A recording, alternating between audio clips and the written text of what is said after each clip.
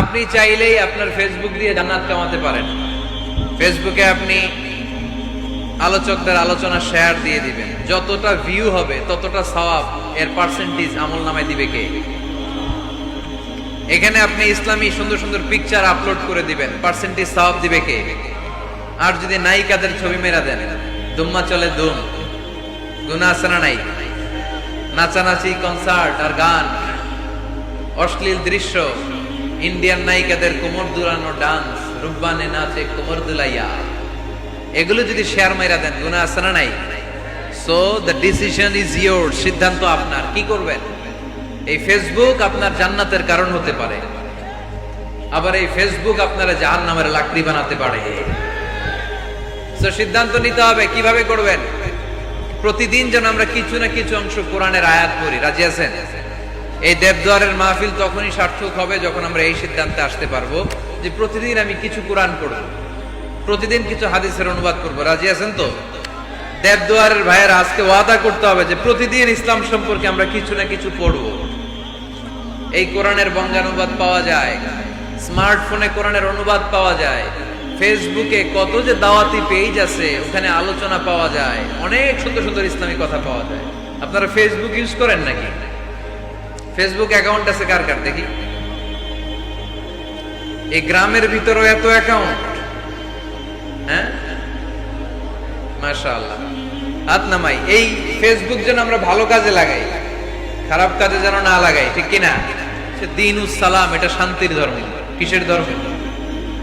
হ্যাঁ, শান্তির ধর্ম। আমরা একে অপরের সাথে দেখা হইলে কি দেই? রাজি আছেন তো? সালাম দিলে মহব্বত বাড়ায় দেয় কে? প্রত্যেকটা শব্দে সওয়াব দেয় কে? সালাম দিতে রাজি আছেন সবাই সবাইকে? ছোটরা বড়দেরকে দিবেন, বড়রা ছোটদেরকে দিবেন, এটা শান্তির পায়গা। আল্লাহর নিজেরও একটা নাম সালাম। বিশ্বনবী যখন কারো কাছে চিঠি লিখে পাঠাতেন বলতেন শুরুতেই লেখো সালাম। শুরুতেই কি? শান্তির ধর্ম। বিধর্মীদের কাছে প্রথমে ভয় দেখায়েন না। এই জেহাদ, এই তলোয়ার, বোমামার, আইএস, এগুলো শোনাইবেন শুরুতে? জঙ্গিবাদ, উগ্রবাদ, এগুলো বলবেন? প্রথমে কি বলবেন? সালাম। সালাম, শান্তি, শুধুই শান্তি। ইসলামে কি আছে? শান্তি আছে। ওয়াসাফিয়া, মানে এটা ভারসাম্যপূর্ণ জীবন ব্যবস্থা।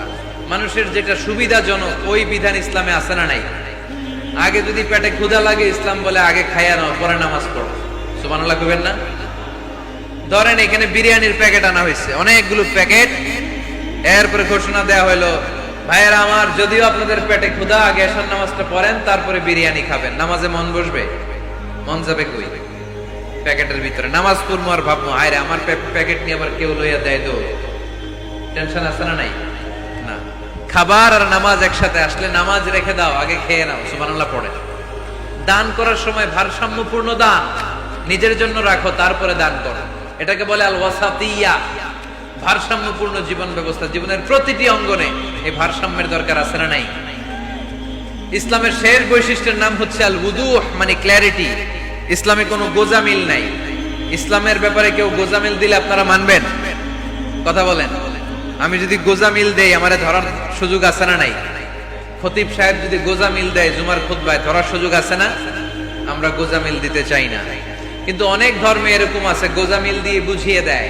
ইসলামে এই সুযোগ নাই। এজন্য এই শান্তির ধর্মে আমরা থাকতে চাই কি চাই না? থাকলে কি আমাদের লাভ না লস? ইসলামের যে বিজয় হবেই, এটা কি 100% আপনাদের বিশ্বাস আছে? ওয়াদাটা কার? চিল্লায় বলতে হবে কার? এজন্য আমরা ইসলাম সবখানে মানতে চাই। উত্তর দেন, ইসলাম মানবো কোনখানে? সবাই উত্তর দিচ্ছেন? পড়েন, ইসলাম মানবো কোনখানে? ইসলাম মানবো কতক্ষণ? এটা মনে থাকবে। আজকের দেবদুয়ারের মাহফিল থেকে এই স্লোগান নিয়ে আমরা ফিরে যাব, ইসলাম মানবো সবখানে। ইসলাম মানবো ততক্ষণ আমার এ দেহে প্রাণ থাকে, যতক্ষণ শেষ নিঃশ্বাস থাকা পর্যন্ত ইসলামের পক্ষে লড়ে যাব। চিল্লায় বলো ঠিক কিনা? আল্লাহ আমাদের সবাইকে কথাগুলো বুঝার, আমল করার তৌফিক দান করুক। আমরা পড়ি আমিন। আমাদের কোরআন যিকরা লিল আলামিন, গোটা বিশ্বের জন্য জিকির। যে কেউ কোরআন থেকে শিখার সুযোগ আছে না নাই? অনেক খ্রিস্টানও কোরআন পড়ে, অনেক ইহুদিও কোরআন পড়ে, অনেক নাস্তিকও কোরআন পড়ে। কোরআনের ইংরেজি ট্রান্সলেশন আছে না নাই? উর্দু ট্রান্সলেশন আছে না নাই? ফ্রেঞ্চ ভাষায় কোরআন আছে না নাই? পৃথিবীর 70টারও বেশি ভাষায় আল্লাহর এই কোরআনের অনুবাদ হয়ে গিয়েছে। চিল্লায় এখন সুবহানাল্লাহ। এটা সবার, এজন্য এটাকে বলে ইউনিভার্সাল রিলিজিয়ন। ইসলাম মানা কঠিন না সহজ? জোরে বলেন, ইসলাম মানা কঠিন না সহজ? আওয়াজ করে উত্তর দেন। দাঁড়িয়ে নামাজ পড়া কি ফরজ? দাঁড়াতে পারে না, কোমরে ব্যথা, প্যারালাইসিস, ওই লোকটা যদি তখন বসে পড়ে নামাজ কবুল করবে কে? ওযু করে নামাজ পড়া কি বলেন? কিন্তু পানি নাই, দেবপুরে কোনো পানি নাই। দেবদুয়ারে কোনো পানি নাই। এখন আপনি যদি তায়াম্মুম করে পড়েন আপনার নামাজটা তখনও কবুল করবে কে? আমরা যে বিয়ে করি, এই বিয়েতে মোহরানা দেয়া কি? দিছেন তো মোহরানা? যারা যারা বিয়ে করছেন এখন তো আওয়াজ না, হুজুর মাফ চাইয়া লইছি, বাসর রাতে আমারে মাফ করে দিছে। বাসর রাতে ভালোবাসবেন, ওই দিন কি মাফ চাইবেন? হ্যাঁ, আহা কপাল পোড়া। ওয়াতুন নিসা সাদাকাতিহিন্না নিহলা, সন্তুষ্ট চিত্তে মোহরানা দিয়ে দাও, ফরজ। কিন্তু মোহরানা দেওয়ার সুযোগ নাই, টাকা নাই। এক সাহাবীর জীবনে তাই ঘটেছে। আল্লাহ রাসূল সাল্লাল্লাহু আলাইহি ওয়াসাল্লামের কাছে এসে বললেন, ইয়া রাসূলুল্লাহ বিয়ে করব। রাসূল সাল্লাল্লাহু আলাইহি ওয়াসাল্লাম বললেন, মোহর আছে? নাই। কি আছে? কই কিচ্ছু নাই। কিচ্ছু নাই তো বিয়ে করবা কেন? কোরআন পড়তে পারো? পারি। কয়টা? এতটা সূরা মুখস্থ পারি। আরেক মেয়েকে জিজ্ঞেস করলেন, কোরআন পারো? না, পারি না। রাসূল সাল্লাল্লাহু আলাইহি ওয়াসাল্লাম এই ছেলেকে আর মেয়েকে বিয়ে করায় দিলেন। আর মেয়েকে বললেন, মা তুমি কোরআন পড়তে পারো না, কিন্তু তোমার স্বামী কোরআন পড়তে পারে। তোমার স্বামী তোমারে প্রতিদিন টিচারের মতো, প্রাইভেট টিচারের মতো, প্রাইভেট টিউটরের মতো কোরআন পড়ায় পড়ায় শিখাইয়ে দিবে। এটাই মা তোর বিয়ের মোহ। ইসলাম কঠিন না সহজ? জোরে বলেন।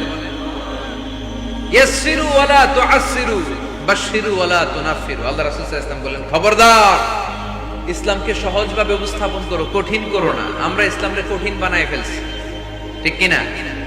আল্লাহ ছাড় দেয় কিন্তু মাওলানা ছাড় দেয় না, আছে না নাই? আল্লাহ মাইন্ড করে না, মাইন্ড করে কে? মাওলানা। ওই মাওলানাদের কাছে যাওয়া যাবে না। ইসলাম সহজ। মুআয ইবনে জাবাল রাদিয়াল্লাহু তাআলা আনহুকে বিশ্বনবী সাল্লাল্লাহু আলাইহি ওয়াসাল্লাম ইমাম বানিয়ে পাঠালেন। উনি এক এলাকায় ইমামতির দায়িত্ব পেয়ে মাগরিব নামাজে সূরা বাকারা দিয়ে নামাজ শুরু করছে। কোরআনের সবচেয়ে ছোট সূরা না? কি সূরা? বড় সূরার নাম কি? বাকারা মানে কি? গাভী। গাভীর সূরা দিয়ে নামাজ শুরু করছে। কিন্তু ওনার মুসল্লিরা হচ্ছে খেটে খাওয়া মানুষ, মেহনতি মানুষ, সারাদিন খেজুর বাগানে কাজ করে। এরা তো আর দাঁড়াইতে পারে না। এক সাহাবী রেগে মেগে নামাজ থুইয়া চলে গেছে। পেছনে একা নামাজ পড়ে সরাসরি বিশ্বনবীর কাছে যে বিচার, ইয়া রাসূলুল্লাহ এ কেমন ইমাম পাঠালেন আপনি, মাগরিবের নামাজে সূরা বাকারা পড়েন।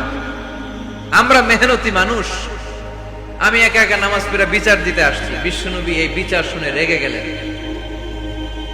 ইমাম সাহেবরে ডেকে পাঠালেন, বললেন, ইমাম আফাত্তানুন আনতা ইয়া মুআয, হে মুআয তোমারে কি ফিতনা বাজানোর জন্য ইমাম বানায় পাঠাইছি? ইযা আম্মাল নাসা ফালিয়ুখাফফিফ ইমা আম্মা আহাদুকুমুন নাসা ফালিয়ুখাফফিফ। তোমাদের কেউ যখন জামাতের ইমামতি করে সেজন্য নামাজটা ছোট করে। ফাইন্না ফীহিমাল মারিদ ওয়াল মুসাফির ওয়া যাল হাজা, কেননা তার পিছনে অসুস্থ কেউ দাঁড়াতে পারে, মুসাফির দাঁড়াতে পারে, হাজতওয়ালা লোক দাঁড়াতে পারে। আমি এই পাশ দিয়ে যাচ্ছি, হঠাৎ মুসাফির মানুষ দেখি মসজিদে এশার নামাজ হইতেছে। ভাবলাম যাচ্ছি যখন ওযুটাও আছে নামাজটা পড়ে নি। ঢুইকা দাঁড়ায় দেখি ইমাম সাহেব ধরছে সূরা বাকারা। কষ্ট আছে না নাই? আমার পক্ষে সম্ভব পুরো বাকারা পড়া সম্ভব না। বিষ্ণু সাল্লাল্লাহু আলাইহি ওয়াসাল্লাম বললেন, সহজ করো, কঠিন করো না। মানুষকে সুসংবাদ দাও, দিন থেকে ভাগিও না। আমরা অনেক সময় এত ভয় দেখাই মানুষকে, মানুষ দিন থেকে ভেগে ভেগে চলে যায়, আছে না নাই? এই যে উচ্চ শিক্ষিত মহল, সচিবদের যে মহল, সেক্রেটারিয়েটের যে মহল, সেনাপ্রধানদের বড় বড় কর্মকর্তারা, প্রগতিশীল যারা, তাদের কাছে ইসলামকে ফুটিয়ে তোলার জন্য, ইসলামের সৌন্দর্য, ইসলাম যে সহজ, the simplicity is the beauty of Islam, এভাবে ইসলামকে তুলে ধরার দরকার আছে না নাই? ওই শিক্ষিত পল্লীগুলোতে অনেকে ইসলামকে কঠিন মনে করে। আমরা এমন ভাবে বলি, আজকে যে লোকটা কালিমা পড়ে মুসলমান হইলো, আপনি যদি বলেন তুই সুদ খাবি না, তুই ঘুষ খাবি না, তুই সিনেমা দেখবি না, তুই সিগারেট খেতে পারবি না, তুই গাঞ্জা টানতে পারবি না, তুই মেয়ের দিকে তাকাইতে পারবি না, তুই ওদিকে যাবি না, এদিকে যাবি না, কারণ ইসলাম এগুলো সব হারাম, এইটা নাই ওইটা নাই। হ্যাঁ কইব, তাইলে আমিও নাই। এত কিছু যখন নাই, তাহলে আমিও নাই। এজন্য সহজ করেন, সহজ করে ইসলামকে রিপ্রেজেন্ট করেন। লা ইকাল্লিফুল্লাহু নাফসান ইল্লা উসআহা, সাধ্যের বাইরে কোনো কিছু ইসলাম চাপিয়ে দেয় না। ইসলামের 6 নাম্বার বৈশিষ্ট্য হচ্ছে এটা দ্বীনুল ফিতরা, স্বভাব সুলভ ধর্ম। ইসলামে এমন একটা বিধান আপনি দেখাতে পারবেন না যেটা আমাদের স্বভাবের সাথে যায় না, ঠিক কিনা? এটা খুব স্যুট করে, ম্যাচিং করে আমাদের সাথে, আমাদের রুচি সম্মত। এমন কোন বিধান নাই যেটা আমাদের রুচিতে বাধে, এরকম কোন বিধান আছে? ইসলামের 7 নাম্বার বৈশিষ্ট্যের নাম হচ্ছে এটা দ্বীনুল ইলম, এটা জ্ঞানের ধর্ম। কিসের ধর্ম? এখানে উল্টাপাল্টা কথা বলার সুযোগ আছে? কোরআন সুন্নাহ রাইখা দিয়া আমি যদি আপনারে গীতাঞ্জলি শোনাই, শুনবেন? কাজী নজরুলের খেয়াপাড়ের তরুণী আবৃত্তি করলে শুনবেন? কি করবেন? দৌড়ানি দিবেন। এখানে একটা কিতাব থেকে কথা হয়, চিল্লায় বলতে হবে কিতাবটার নাম কি? এই কিতাবটার প্রথম শব্দ কি এসেছে কোরআনে? সর্বপ্রথম কোন আয়াতটা নাজিল হয়েছে বলেন তো? ইকরা বিসমি রাব্বিকাল্লাযী খালাক, খালাকাল ইনসানা মিন আলাক, ইকরা ওয়া রাব্বুকাল আকরামুল্লাযী আল্লামা বিল কলম, আল্লামাল ইনসানা মা লাম ইয়ালাম। পড়েন সুবহানাল্লাহ। আল্লাহ বললেন ইকরা, পড়ো, বিসমি রাব্বিকাল্লাযী খালাক, তোমার ওই প্রভুর নামে, রবের নামে যিনি তোমায় সৃজন করেছেন। প্রথম কথা হলো পড়ো, আল কোরআনের প্রথম বাণী পড়ো, আল হাদিসে নবীর কথা পড়ো, পড়ে পড়ে শেখো, শিখে শিখে তুমি তোমার নিজের জীবন গড়ো। সুবহানাল্লাহ। পড়ে। কখনো মাথায় এই প্রশ্ন আসছে, কি রে কোরআনের প্রথম শব্দ পড়ো, পড়তে বললো কেন? আল্লাহ তো প্রথমে বলতে পারতো নামাজ পড়ো, জিকির করো, ইবাদত করো, যাকাত দাও, এগুলো বলছে? পর্দা করো, এটা কইছে? কি কইছে?